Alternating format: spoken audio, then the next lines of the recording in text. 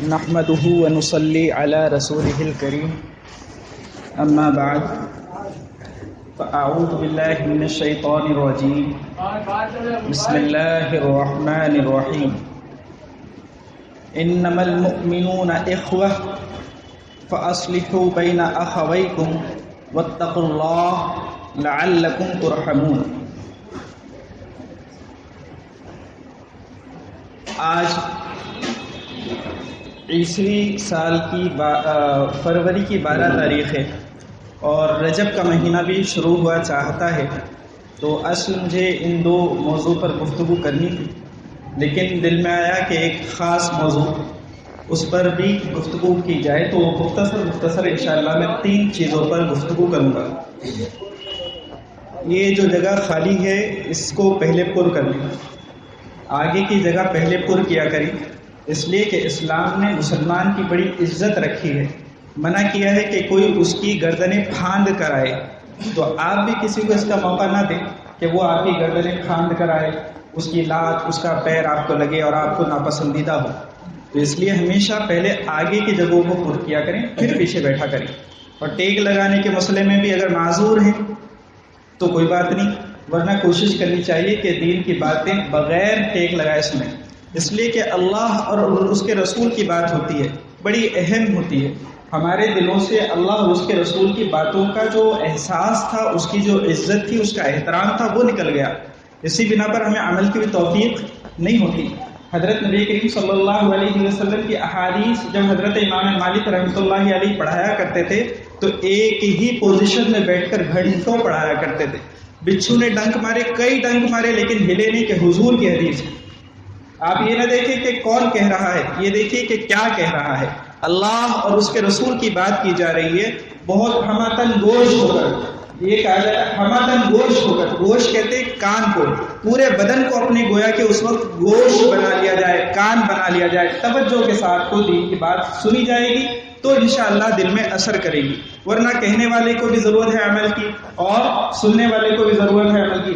البتہ حضرت تھانوی علیہ الرحمہ فرماتے ہیں کہ کہنے والے کے لیے یہ ضروری نہیں کہ وہ خود بھی عمل کرتا ہو، بہتر تو یہی ہے اپنے طور پر، لیکن ضروری نہیں۔ جیسے کوئی ڈاکٹر ہے، آپ ڈائبٹیز کے لیے جائیں تو اس کے لیے، اس کے علاج کے لیے یہ ضروری نہیں کہ خود اس کو ڈائبٹیز نہ ہو، یا ضروری ہے؟ آپ پہلے معلوم کرتے ہیں ڈاکٹر سے کہ آپ ڈائبٹک تو نہیں ہے؟ نہیں معلوم کرتے، ہم سمجھ لیتے ہیں کہ ہمیں تو علاج سے مطلب ہے، لیکن اگر ہم نے کسی کو کچھ کہتے ہوئے دیکھا اور خود اس کو اس کے خلاف کرتے ہوئے دیکھا، چاہے کسی عذر کی بنا پر کر رہا ہو، تو پہلے سب سے پہلے وہ انگلی اٹھتی ہے، خود کہتے ہیں، خود تو کر نہیں رہے۔ کبھی چشمے والے کے پاس جاتے ہیں، آئی اسپیشلسٹ کے پاس جاتے ہیں، اس کو دیکھتے ہیں کہ چشمہ نہ ہو جس کو، بلکہ اس کو پہلے چشمہ لگا ہوتا ہے، پھر بھی اس سے علاج کرواتے ہیں۔ تو اس لیے کہنے والے کے لیے یہ ضروری نہیں کہ وہ عمل بھی کرتا ہو، ہاں اس کے ذاتی طور پر بہتر ہے کہ جو آدمی عمل کرتا ہے تو اس کی بات میں تاثیر زیادہ ہوتی ہے، لیکن یہ کوئی ضروری چیز نہیں ہے۔ دونوں باتیں الگ الگ ہیں، انشاءاللہ اس پر کبھی اور گفتگو کروں گا، ابھی پہلے ہی 3 موضوعات ہیں۔ تو پہلی چیز، آج 12 فروری ہے، 12 ہی ہے، اصل میں آپ کو تھوڑا رسپانس دیا کریں۔ پتھروں سے بات کرنے کی میری عادت نہیں، اور نہ ہی مجھے اس طرح خطاب کرنے کی عادت ہے کہ آپ کچھ بھی بول کے چلے جائیں، کچھ پتہ ہی نہ چلے۔ بعض ایسے ہوتے ہیں روافض، ان کے یہاں پر تو بہت شور ہلہ ہوتا ہے، باقاعدہ کہہ کہ سبحان اللہ بولیے، تو ہمارا وہ بھی طریقہ نہیں، لیکن کم سے کم آئی کانٹیکٹ ایسا ہونا چاہیے کہ پتہ چلے کہ آپ بات سمجھ رہے ہیں۔ تو میں نے کہا کہ فروری کے مہینے میں 14 فروری کو ایک خاص تہوار منایا جاتا ہے، یہ یورپ سے آیا ہے، جس دن اسکول اور کالجز میں سب سے زیادہ کراؤڈ ہوتا ہے۔ جو اسکول کالج گئے ہیں وہ جانتے ہیں کہ ایک دن ایسا آتا ہے کہ اس میں اسکول کالج میں سب سے کم بچے آتے ہیں، اور ایک دن ایسا آتا ہے کہ جس میں سب سے زیادہ بچے آتے ہیں۔ سب سے کم والا کون سا ہے؟ رکشا بندھن، کہ کوئی پکڑ کے ہاتھ میں راکھی نہ باندھے۔ اور سب سے زیادہ کس دن ہوتے ہیں؟ Valentines day. اچھا، پہلے تو ویلنٹائن ڈے ہوتا تھا، اب سنا ہے کہ ویلنٹائن ویک ہوتا ہے، پورے ہفتے محبت کے پروگرامز ہوتے ہیں۔ تو انسائکلوپیڈیا آف بریٹانیکا میں لکھا ہے کہ ویلنٹائنس ڈے کیسے شروع ہوا، کب شروع ہوا، تو اس میں لکھا ہے کہ 3 صدی عیسوی میں کوئی شخص تھا سینٹ ویلنٹائن، تو وہ عموماً یہ جو ناجائز رشتے اور تعلقات ہوتے ہیں، تو جو لوگ اس طرح کے رشتے کیا کرتے تھے، آپس میں محبت کا معاملہ کیا کرتے تھے، تو ان کی مدد کیا کرتا تھا. تو اس کو جب پھانسی دے دی گئی تو اس کی یاد میں اس کے لوگوں نے، اس کے ماننے والوں نے یہ ویلنٹائن ڈے سٹارٹ کیا. تاریخ بھی دیکھیے آپ، انسائکلوپیڈیا آف بریٹانیکا میں آپ سرچ کر کے دیکھ لیں تو یہ بات لکھی ہوئی ہے. اب پہلے یورپ میں مناتے تھے، اب دھیرے دھیرے سب جگہ ہو گیا. ہمارے ملک میں بھی خوب ہوتا ہے، اور ہمیں پتہ بھی ہوتا ہے کہ ہمارا بیٹا یا ہماری بیٹی بھی کر رہی ہے، لیکن ہمیں اس پہ فرق بھی کوئی پڑتا نہیں ہے. افسوس اس بات پر ہے. وہ تو کچی عمر میں اس کو پتہ نہیں. آج وہ جس کو پرپوز کر رہا ہے اور آج وہ جس کو ویلنٹائن کہہ رہا ہے اپنا، کل اگر اسی نے کسی بات پر انکار کر دیا، اسی کے اوپر ایسڈ بھی پھینک دیتے ہیں. یہی ہوتا ہے نا. اس لیے کہ اللہ تعالیٰ نے قرآن کریم میں فرمایا کہ اللہ تعالیٰ نے تمہارے میاں اور بیوی کا جو رشتہ ہے نا، تو اس میں اللہ تعالیٰ محبت ڈالتے ہیں. دیکھو محبت کیا ہے اس کو سمجھنے کی ضرورت ہے. اگر آپ اس کو ڈیفائن کرنا چاہیں تو شاید آپ کے لیے الفاظ کم پڑ جائیں، لیکن اصل محبت کیا ایک جذبہ ہے جس سے آپ کو لگاؤ ہو جاتا ہے، جس کی آپ پرواہ کرنے لگتے ہیں. تو یہ ایک محبت تو یہ ہے کہ جو رشتہ دار ہوتے ہیں، جب آپ پیدا ہوتے ہیں تو آپ کی پیدائش سے پہلے سے آپ کے کچھ منتظر ہوتے ہیں. آپ کے ماں باپ ہوتے ہیں، آپ کی خالہ ہوتی ہیں، آپ کے ماموں ہوتے ہیں، آپ کے چچا ہوتے ہیں، آپ کی پھوپھیاں ہوتی ہیں، دادا دادی، نانا نانی وغیرہ. یہ جتنے رشتے اللہ نے بنائے ہیں بلڈ ریلیشنز، ان سے جو محبت ہوتی ہے وہ فطری ہوتی ہے نا. خود سے ایک جذبہ ہوتا ہے کہ یہ میرے فلانی ہیں، اور جو جتنا قریب کا ہوگا اس سے زیادہ محبت ہوتی ہے. جو محبت باپ سے ہوتی ہے وہ چچا سے نہیں ہوتی، جو محبت ماں سے ہوتی ہے وہ خالہ سے نہیں ہوتی. خود جو محبت اپنے بیٹے سے ہوتی ہے وہ بھائی کے بیٹے سے نہیں ہوتی. ہے حقیقت ہے، اس میں انکار کرنے میں یا اقرار کرنے میں کوئی حرج نہیں ہے. یہ حقیقت ہوتی ہے، اپنا بیٹا اپنا ہی ہوتا ہے. اور اللہ کے نبی صلی اللہ علیہ وسلم نے بھی جو فرمایا کہ العم کل ابی، کہ چاچا باپ سا ہوتا ہے. کل ابی، باپ سا ہوتا ہے. باپ حقیقی معنوں میں نہیں ہوتا، اسی لیے اس سے میراث بھی نہیں ملتی. خیر، میں کہہ رہا تھا کہ محبت، یہ محبت ایک ایسا جذبہ ہے جو اللہ تعالیٰ ڈالیں گے تو پیدا ہوتا ہے. عالم ارواح میں تمام روحیں جمع تھی، جس روح نے جس کو وہاں پہچانا، دنیا میں بھی انسان اس کو پہچانتا ہے. محبتیں اللہ ڈالتا ہے. میاں اور بیوی کے متعلق اللہ نے قرآن میں فرمایا کہ اللہ تعالیٰ نے تمہیں ایک دوسرے کی طرف، ایک دوسرے کے لیے محبت پیدا کی، اور یہ چیز رکھی کہ تم ایک دوسرے کی طرف مائل ہوتے ہو، اور اللہ تعالیٰ نے تمہارے درمیان مودت اور رحمت رکھی. مودت یہ ایسا لفظ ہے کہ جس کی طرف چاہ پیدا ہوتی ہے، دل چاہتا ہے، تو مودت اور رحمت رکھتی. تو انسان کو، یعنی شوہر کو بیوی سے اور بیوی کو شوہر سے نکاح کی برکت کی بنا پر، کچھ ریلیشنز تو وہ تھے بلڈ ریلیشنز، اس میں تو اللہ تعالیٰ نے پہلے سے رکھی تھی. اور جو میاں بیوی کا تعلق ہوتا ہے، نکاح کی سنت پر عمل کرنے کی بنا پر اللہ تعالیٰ ان دونوں کے درمیان محبت رکھ دیتے ہیں، مودت اور رحمت رکھ دیتے ہیں. اب علماء کہتے ہیں کہ جب جوان ہوتے ہیں اس وقت میں ایک دوسرے کی خواہش ہوتی ہے تو اس وقت تو مودت ہوتی ہے، اور جب بوڑھے ہونے لگتے ہیں اور ایک دوسرے کی خواہش نہیں رہتی، پھر ترحم پیدا ہو جاتا ہے، پھر رحم پیدا ہو جاتا ہے، رحمت کرنے لگتے ہیں ایک دوسرے کے ساتھ. تو یہ کس بنا پر ہوتا ہے؟ اللہ تعالیٰ فرماتے ہیں کہ نکاح کی برکت کی بنا پر اللہ تعالیٰ محبت رکھ دیتے ہیں. یہ کسی کو روز دینے سے، کسی کو کیڈبری گفٹ کرنے سے اور کسی کو گفٹ دینے سے پیدا نہیں ہوتی. ہم دیکھتے ہیں خبروں میں آتا ہے اور اخباروں میں چھپتا ہے کہ پچھلے سال جن کا ویلنٹائن تھا اسی نے اس کے اوپر ایسڈ ڈال دیا اور کہ تم میری نہیں ہو سکتی تو کسی کی نہیں ہو سکتی. اس رسم کو اور اس چیز کا خاص خیال رکھنا چاہیے. حرام ہے. بعض لوگ کہتے ہیں کہ لیکن محبت تو جائز ہے. کسی نے مجھ سے کہا کہ لیکن محبت تو جائز ہے. میں نے کہا کہ محبت جائز ہے اپنے امی سے، اپنے ابا سے، اپنے بھائی سے، اپنے بچوں سے جائز ہے. اللہ کے نبی صلی اللہ علیہ وسلم نے ارشاد فرمایا کہ تم میں سے کوئی مومن نہیں ہو سکتا، تم میں سے کوئی جنت میں نہیں جا سکتا جب تک مومن نہ ہو جائے. اور فرمایا کوئی مومن نہیں ہو سکتا جب تک وہ مجھ سے ایسی محبت نہ رکھے کہ اپنے میاں بیوی سے زیادہ، اپنے باپ سے زیادہ، اپنی ماں سے زیادہ، اپنے بھائی بہنوں سے زیادہ، اپنے نفس سے زیادہ مجھ سے محبت نہ رکھے، تب تک وہ مومن نہیں ہو سکتا۔ اور اللہ تعالیٰ نے قرآن میں فرمایا کہ اللہ ایمان والوں سے بہت محبت رکھتے ہیں، اس لیے ایمان والوں کو بھی چاہیے اللہ کے لیے سب سے محبت رکھے، اللہ سے محبت رکھے۔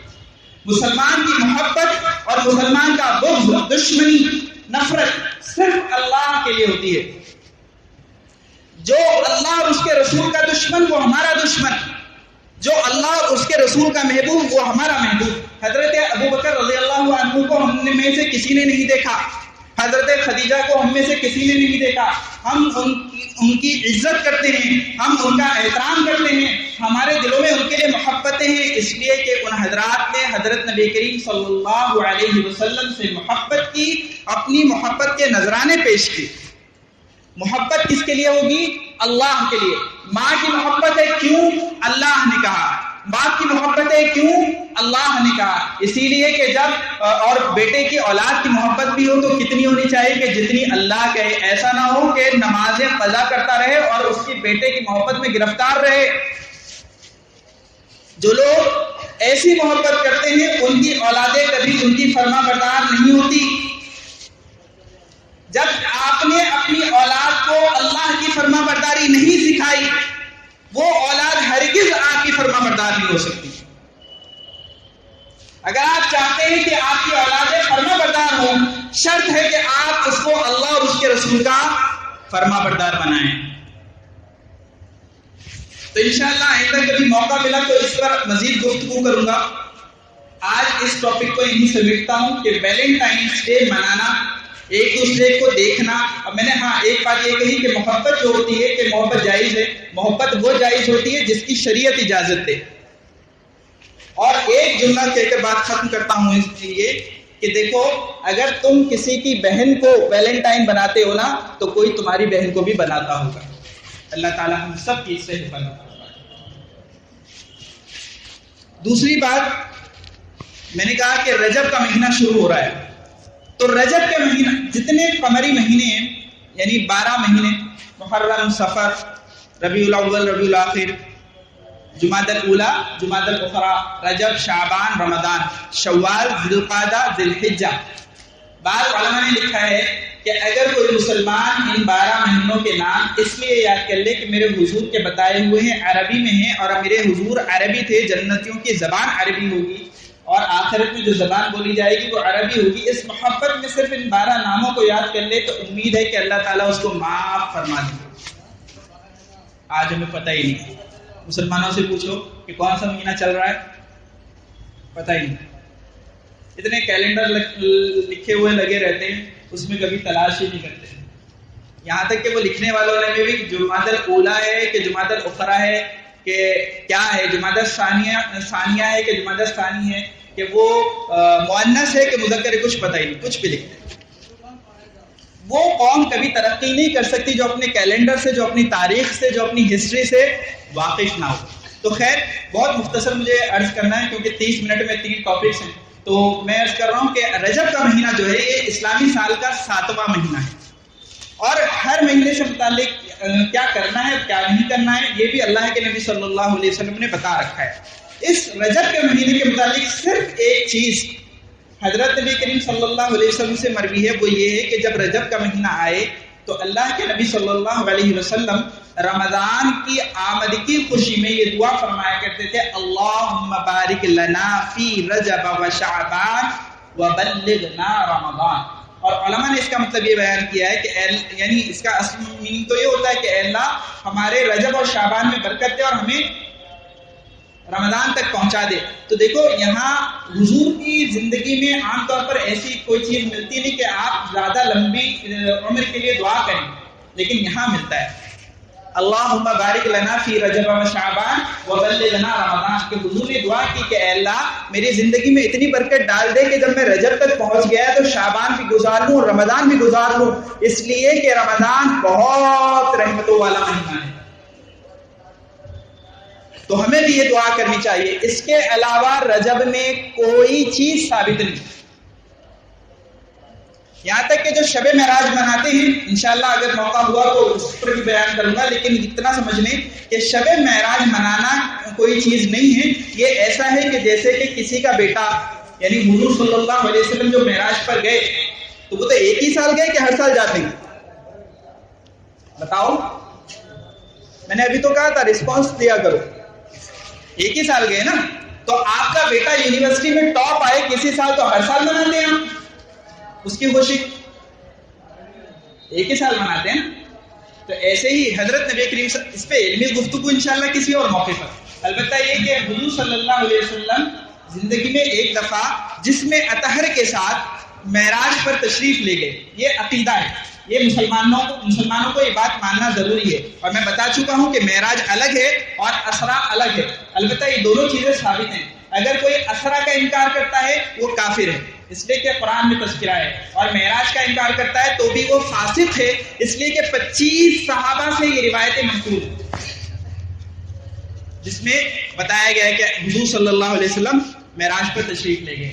تو شب معراج منانے کی کوئی چیز نہیں ہوتی. جس رات حضور کا وہ سفر ہوا وہ بہت مبارک رات تھی، لیکن حضور نے، حضور کے صحابہ نے، حضور کی بیویوں نے، کسی نے یہ نہیں بتایا کہ شب معراج میں یہ کام کرنے کی. اور دوسری بات یہ کہ اگر وہ مناتے، صحابہ نے منایا ہوتا تو اس کی تاریخ بھی طے ہوتی کہ کس تاریخ میں ہوا ہے، کیونکہ ہر سال مناتے تو وہ تاریخ معلوم ہو جاتی. لیکن صحابہ کرام سے معراج کی تاریخ میں اختلاف ہے. 5 اقوال بیان کیے گئے ہیں.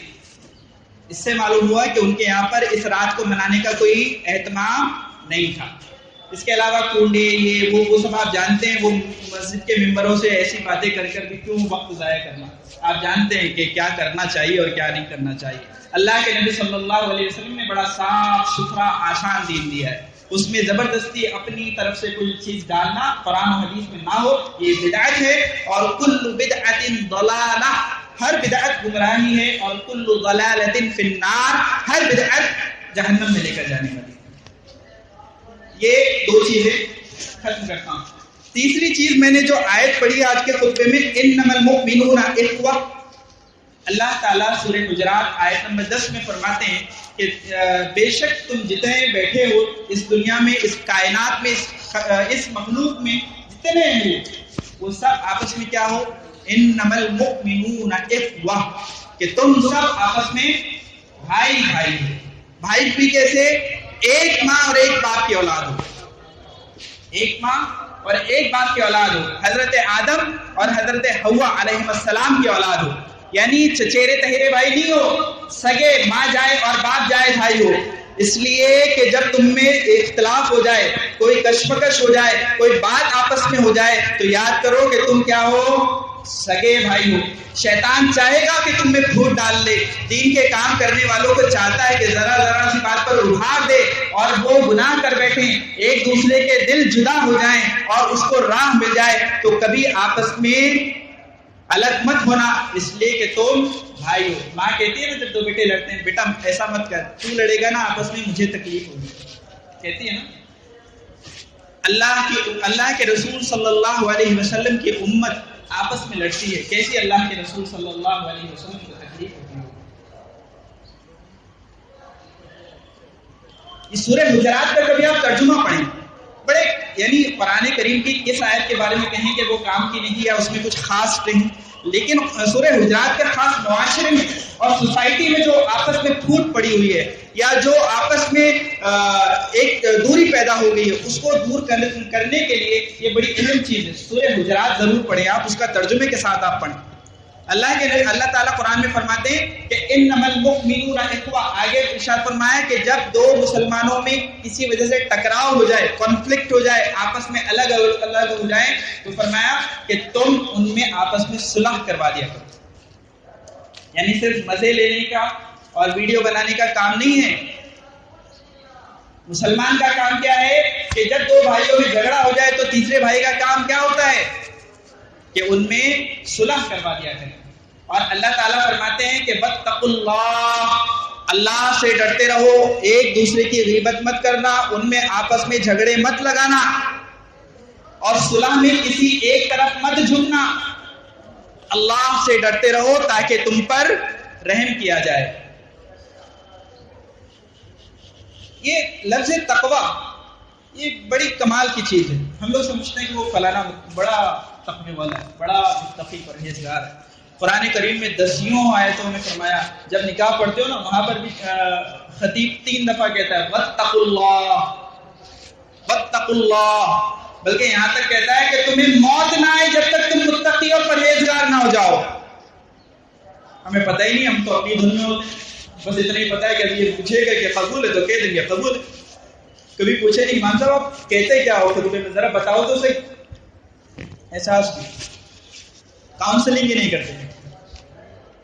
سب چیزوں کے لیے کاؤنسلنگ کرتے ہیں, نکاح کے لیے کاؤنسلنگ نہیں کرتے. اور اگر کرتے بھی ہیں تو کس سے کرتے ہیں؟ اپنی دوست یاروں میں. جو عین کا حال ہے وہ غین کا حال ہے. عین اور غین میں کیا فرق ہوتا ہے؟ ایک پہ نقطہ ہوتا ہے, ایک پہ نہیں ہوتا. تو جتنے دوست احباب ہوتے ہیں آپس میں, جو عین کا حال ہے وہ غین کا حال ہے, تو آپس میں سارا ڈسکشن ہو جاتا ہے. کبھی کسی عالم کے پاس جا کر پوچھا نہیں کہ بھائی میں نکاح کر رہا ہوں, میرے اوپر کوئی ذمہ داری ہے, کچھ سیکھنے کی چیز ہے, اور پھر نہیں کرتے. پھر جاتے ہیں کورٹوں میں, جاتے ہیں کچہریوں میں, جاتے ہیں خاندان آپس میں لڑتے بیٹھتے. کیوں ہوتا ہے؟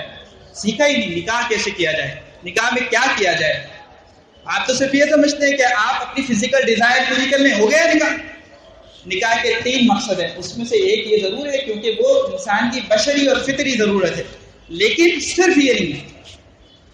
تو خیر میں بیان دوسرا کر رہا ہوں. میں کہہ رہا ہوں کہ آپس میں پھوٹ نہ پڑے, آپس میں ایک دوسرے کی صلح کروا دیا کرو. اللہ کے اس آیت کے باوجود اللہ کے نبی صلی اللہ علیہ وسلم کا ارشاد ہے حدیث مبارک میں. اللہ کے نبی صلی اللہ علیہ وسلم نے فرمایا انا شہید, میں گواہ ہوں تم آپس میں بھائی بھائی ہو.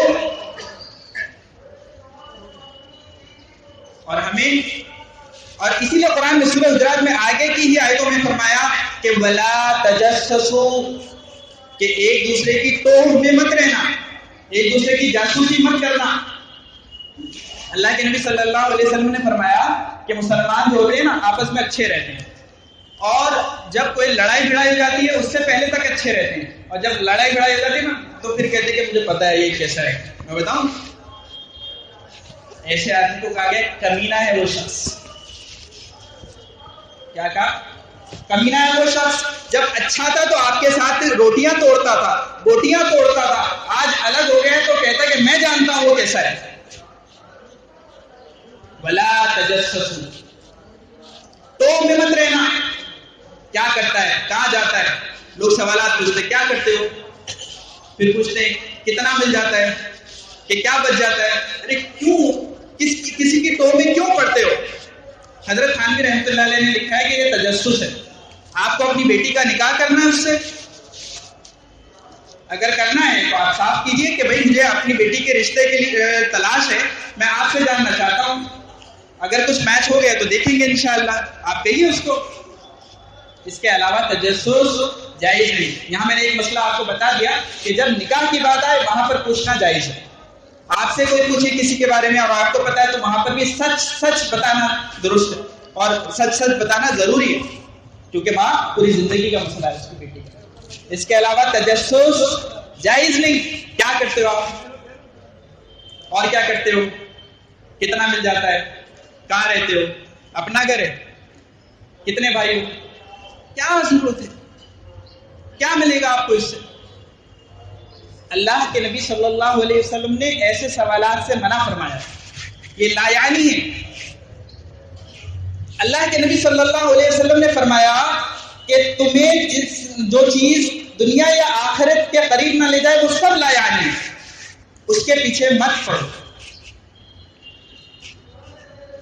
آگے فرمایا قرآن کریم میں ولا یغتب بعضکم بعضا, کہ ایک دوسرے کی غیبت بھی مت کرو. غیبت کسے کہتے ہیں؟ کسی کے ایبسنس میں کوئی ایسی بات کہنا کہ اگر اس کو پتہ چل جائے تو اس کو ناگوار ہو جائے. بعض لوگ غیبت کرتے ہوئے کہتے ہیں کہ میں اس کے منہ پہ کہہ سکتا ہوں, تو اس کہنے سے وہ بات کہنا جائز نہیں ہوتا. ایک دفعہ حضرت نبی کریم صلی اللہ علیہ وسلم کے پاس حضرت خدیجہ رضی اللہ عنہا بیٹھی تھی, اور حضور کی کسی دوسری بیوی کا ذکر ہوا, غالباً حضرت سودا رضی اللہ عنہا. ان کی ہائٹ کم تھی. حضرت عائشہ نے فرمایا کہ وہ جو چھوٹے قد کی. اللہ کے نبی صلی اللہ علیہ وسلم نے غضبناک ہو کر فرمایا کہ عائشہ تو نے ایسی بات کہی کہ اگر دریاؤں میں ڈال دی جائے تو سارا پانی کھارا ہو جائے. تو بہت آسانی سے کہتے وہ بٹلا نعوذ باللہ من ذلک ولا ترابزوا بالالقاب غلط لقب سے مت پکارو. قرآن کہتا ہے وہ جو جاڑیا ہے وہ جو لمبو ہے وہ جو کالیا ہے یہ سب کیا ہے؟ ولا تنابزوا بالالقاب غلط لقب ہے. قرآن کہتا ہے قرآن نے کہا حرام ہے. دلوں میں پھوٹ کیوں پڑی ہوئی ہے؟ دلوں میں شیطانیت کیوں گھسی ہوئی ہے؟ ہم نے قرآن کو نہیں پڑھا, ہم نے قرآن کے پیغام کو نہیں پڑھا, ہم نے قرآن کے پیغام پر عمل نہیں کیا. جو ہم سے چھوٹے ہیں ہم ان کے ساتھ رعب سے بات کرتے ہیں, اور جو بڑے ہیں ہم ان کی قدر نہیں کرتے. کسی کو کوئی ذمہ داری ملی ہوئی ہے تو اس ذمہ داری کو وہ ادا نہیں کرتا. اللہ کے یہاں پوچھو. اگر مالک ہے اور نوکروں کے حق ادا نہیں کرتا اللہ پوچھیں گے, اور نوکر ہے مالک کے حق ادا نہیں کرتا تو بھی اللہ پوچھیں گے. ایک حدیث میں یہ کہا گیا کہ جو نوکر تمہارے یہاں کام کرتا ہے کہ اس کا پسینہ سوکھنے سے پہلے اس کو کیا کر دو, اس کا محنتانہ دے دو. اور ساتھ میں یہ بھی فرمایا کہ نوکر اگر کام میں ڈنڈی مارے گا اس کی کمائی حلال نہیں. اسلام اس کا نام ہے. اسلام ایک طرف نہیں لے کر جاتا, اسلام درمیان میں لے کر جاتا ہے. جنت کا سیدھا راستہ, نہ ادھر جاتا ہے اور نہ ادھر جاتا ہے, نہ اس کا سائڈ لیتا ہے نہ اس کا سائڈ لیتا ہے. اسلام کے یہ دیکھتا ہے کہ کس کی غلطی ہے. اس لیے اگر کسی دو میں جھگڑا ہو جائے تو اسلام میں یہ جائز نہیں کہ آپ ایک کی بات سنیں. حضرت تھانوی رحمۃ اللہ علیہ کے یہاں دو بیویاں تھیں, ایک چھوٹی تھی اور ان سے بعد میں نکاح ہوا تھا, نکاح ثانی. تو ظاہر سی بات ہے چھوٹی عمر میں میچورٹی اتنی نہیں ہوتی. تو انہوں نے کسی کے بارے میں ذکر کیا کہ آج تو فلانا یہ کہہ رہا تھا, تو حضرت نے اس کو کچھ نہیں کہا اور اپنے آدمی کو کہا کہ بھئی اس کو بلا کر لاؤ. جب وہ آ گیا تو پردے کے پیچھے اپنی بیوی کو بلوایا اور کہا کہ آپ کیا کہہ رہی تھی ان کے بارے میں, یہ کیا کہہ رہے تھے؟ تو کہتی ہیں آپ نے تو فضیحت کر دی میری. یہی ہوتا ہے نا, یہی چور پکڑا جاتا ہے کیونکہ وہ سامنے نہیں کہہ سکتا. جو پیچھے کہتے ہیں نا ان کی ہمت نہیں سامنے کہنے کی, کیونکہ اب وہ بھی اس سے معاملہ کرے گا کہ تو نے یہ کہا تھا تو میں نے یہ کہا تھا. اس لیے قاضی ہوتا ہے نا, قاضی, اسلامی قاضی, تو اس کو یہ کہا گیا ہے کہ فیصلہ کبھی ایک طرف سے نہیں سنتے. سماعت جب ہوگی نا, سنوائی جب ہوگی, کیس کی جب سنوائی کی جائے گی تو دونوں کو بلایا جائے گا, پھر کہا جائے گا اب ایک بولو دوسرا سنو, پھر وہ اس سے جرا کرے گا کہ بھئی یہ بات تھی یا نہیں تھی. تو یہ معاملہ ہر جگہ ہونا چاہیے. اگر دو لوگوں کا جھگڑا ہوا ہے آپ کے پاس تو آپ ان کو کہیے دونوں آئیے. پہلی بات تو آسانی سے حکم مت بنیے. جج بننا اور ان کا فیصلہ کرنا بڑا سخت معاملہ ہے. اور اگر بنے ہیں اس نیت سے کہ اصلاح ہو جائے, جڑ جائیں آپس میں, تو بہت اچھی بات, ثواب ملے گا آپ کو. اب کسی ایک کا سائڈ مت لیجیے. اب ان کو کہیے کہ بتاؤ کیا بات ہوئی, دونوں کو سامنے بٹھاؤ. اب ان سے پورے معاہدے پوچھو کہ جب بات ہوئی تھی تو یہ تھا, اب کوئی بات آپ کرو. اس سے پہلے ہرگز ایک طرف کی بات سن کر فیصلہ مت کرنا. یعنی بیویوں کے معاملے میں بھی کہا گیا ہے کہ ایک سے زیادہ بیویاں اگر کسی نے رکھی اور ایک کی طرف زیادہ اس کا جھکاؤ ہے تو بدن کا ایک حصہ زیادہ جھکا ہوا قیامت کے دن مسکرائے گا. اب اسلامی تعلیمات پر کیا کچھ بیان کیا جائے. بمبئی یا اس کے اطراف کا مسئلہ یہ ہے کہ 10, 20, 25, 30 منٹ کے بیانات ہوتے ہیں, اور وہ 30 منٹ میں ایسے 3 موضوعات لینا اور پھر اس کو سمجھانا. اور اس کے علاوہ مسئلہ یہ ہے کہ ہمارے مسلمانوں کو توفیق نہیں ہوتی. میں نے پچھلی دفعہ بھی کہا تھا کہ میں نے بتایا کہ نکاح کی اتنی قسمیں ہوتی ہیں, تو ایک اللہ کا نیک بندہ میرے سے آ کر پوچھتا ہے کہ نکاح حرام کب ہوتا ہے. اس کے علاوہ 2 ہفتے ہو گئے کسی نے نہیں پوچھا. اچھا آپ مجھے یہ بتلائیں کہ یہ جو علم ہے, یہ جو احادیث کی کتابیں ہیں, یہ جو فقہ کی سینکڑوں کتابیں ہیں, کس کے لیے؟ رام شام کے لیے یا عبد الرحمان کے لیے؟ آپ رحمان کے بندے ہو نا, آپ ہی کے لیے. کبھی اچھا پھر پوچھتے بھی تو کیسے پوچھتے؟ مسجد میں آیا نا تو اسی وقت دھڑ دبوچو آ گیا, پکڑ لو, حملہ. حضرت تھانوی رحمۃ اللہ علیہ کے ملفوظات میں پڑھو, جلد نمبر 2 میں صاف لکھا ہے کہ میں مسجد میں نماز پڑھنے آتا ہوں. آپ بھی نماز پڑھنے آتے ہو. اب دیکھا کہ ہاں ابھی تو خالی, اب وہ خالی کی کیا تسبیح پڑھ رہے، انہیں لگ رہا خالی. میرے حضرت دامت برکات ان کو کہا ڈاکٹر نے کہ آپ چلا کیجیے وقت میں، تو وہ بیچارے چلتے تھے تو وہ آ کے پکڑ لیتے تھے، وہ بیٹھ گئے. اب وہ مرض کا ازالہ کیسے؟ تو آپ کے سامنے اگر کوئی عالم آ جائے اور کچھ پوچھنا ہے تو اس سے ایسے وقت میں یہ پوچھیے کہ کس وقت پوچھوں، کس وقت ملاقات کروں، کہاں ملاقات کروں. یہ مت پوچھے کہ یہ مسئلہ بتا دیجیے. اب وہ قرآن کریم کی تلاوت کرنا چاہ رہا ہے، اس کا معمول ہے، اللہ نے اس کو توفیق دی کہ بھائی اتنا پارا میں پڑھوں روزانہ. اب ہم نے پکڑ لیا اس کو. گھر کے حالات تو آپ کو پتہ نہیں اس کے. اچھا یہ بھی کہ پہلے زمانے میں بیت المال ہوا کرتے تھے. اس زمانے میں کیا ہوتا تھا کہ جو اہل اللہ ہوتے تھے، علماء ہوتے تھے، ان کے وظیفے جاری ہوتے تھے، تو ان کو فائنینشلی کوئی پرابلم نہیں ہوتی، ان کا سپورٹ سسٹم تھا کہ ان کا خرچ تو وہاں سے آئے گا، تو پورا وقت جو ہوتا تھا وہ امت کے لیے ہوتا تھا. حضرت خانوی رحمۃ اللہ علیہ نے اس سے لکھا ہے کہ جو علماء آپ کی خدمت پر لگے ہوئے ہیں تو ان کا پورا نان و نفقہ آپ کے ذمہ ہے. اب ہم نے تو کبھی اس کو اب کیا کہوں، پھر کہیں گے کہ کہیں اپنے لیے نہ کہہ رہا ہوں، اللہ کے گھر میں بیٹھ کر کہہ رہا ہوں، ممبر پر بیٹھ کر کہہ رہا ہوں. اللہ کا احسان ہے جس وقت یہ بات کہہ رہا ہوں، میرے ذہن میں ایسی کوئی بات نہیں، لیکن میں یہ کہتا ہوں دوسروں کے لیے کہ کبھی کسی عالم کو کچھ ہدیہ دیا آپ نے؟ دیں گے تو بہت سے وقت اتنے ہی دیں گے، بہت کریں گے رومال دے دیں گے، اس کے علاوہ بھی کچھ لگتا ہے کہ نہیں لگتا؟ ان کے بھی بچے ہوتے ہیں، وہ بھی روٹی کھاتے ہیں، اتنے نہیں پیتے. حضرت خانوی رحمۃ اللہ علیہ کے یہ بھی اصول تھا کہ جب کسی کو کوئی ہدیہ دینا ہو تو پہلے خط میں لکھے، پہلے اجازت لے کہ حضرت میں اتنے روپے کا آپ کو ہدیہ دینا چاہتا ہوں، کیا دوں؟ اور اسی لیے علماء نے لکھا ہے. اب مثال کے طور پر آپ رومال ہی دے رہے ہو، اتنی دے رہے ہو، اس کے پاس 10 بوتلیں بڑھنے لگی، کیا کرے اس سے؟ غسل کر لے اس سے، یا پھر ضائع ہو. تو حضرت کے یہاں پہلے یہ پوچھا جاتا تھا کہ حضرت میں آپ کو اتنے روپوں کا کچھ ہدیہ دینا چاہتا ہوں، آپ کے لیے کیا مناسب ہے؟ یہ سب سے اچھا طریقہ ہے. اور اسی لیے علماء نے لکھا ہے کہ فی زمانہ، چاہے علماء کو چاہے کسی اور کو بھی، اگر آپ کچھ ہدیہ دے رہے ہیں بہتر ہے کہ آپ کیش دیں، اس لیے کہ کیش میں عیش ہے. اب اگر اس کو بیماری ہے تو وہ علاج کروا لے گا، بھوکا ہے تو کھا لے گا، کپڑے کی ضرورت ہے لے لے گا، اور اگر کسی اور کو دینا چاہتا ہے وہ کر لے گا. آ رہی بات سمجھ؟ اپنے رشتہ داروں میں مثال کے طور پر بیٹی کی شادی ہے، سب واچ لے آئے، دیوار گھڑی، سارے کے سارے آپ کو 12 دیواریں لائے ہو، یا ڈنر سیٹ لے آئے، 6 ڈنر سیٹ ہو گئے. اب یہ جہیز جائز ہے یا نہیں وہ میں اس وقت بیان نہیں کر رہا ہوں، میں ہدیے کی بات کر رہا ہوں. کبھی آپ کو مولانا نے کہا تھا 6 ڈنر سیٹ تو دے سکتے ہیں. تو یہ ان سب چیزوں کی اصلاح کرو. اور میں آپ کو ایک تجربے کی بات کہتا ہوں. حضرت شیخ الاسلام حضرت مولانا مفتی تقی اسماعیلی دامت برکاتہ العالیہ اس وقت موجود ہیں الحمدللہ. اللہ تعالیٰ ان کے سائے کو تعدیر ہمارے سروں پر باقی رکھے، ہمیں ان سے استفادے اور اکتساب فیض کی توفیق نصیب فرمائے.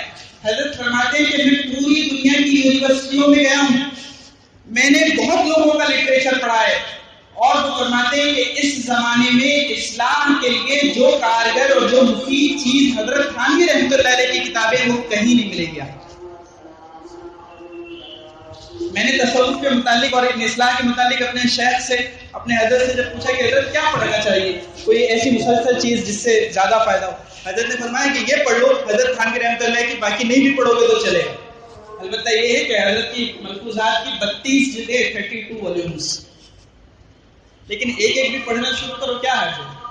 ابھی سڑک پر کوئی مل جاتا ہے، السلام علیکم کیسے ہو، خیریت ہے، پھر وہی بات کہ کیا کر رہے ہو آج کل، کتنا ملتا ہے، کیا نہیں ہوتا، کیا ہوتا ہے، آدھا گھنٹہ خراب کر دیتے ہو.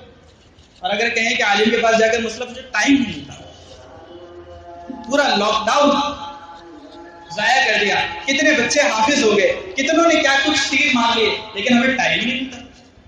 کہاں جاتا ٹائم؟ 24 گھنٹے میں سے جس کے پاس اسمارٹ فون ہے، ہر اس انسان کے پاس جس کے پاس نیٹ کی سروس ہے اور اسمارٹ فون ہے، ہر آدمی اپنا حساب کرے، کم سے کم 4 گھنٹے اسکرولنگ میں جاتے ہیں. اس نے کیا اسٹیٹس اپڈیٹ کیا، اس نے کیا ڈیپی لگایا ہے، نہیں ہوتا.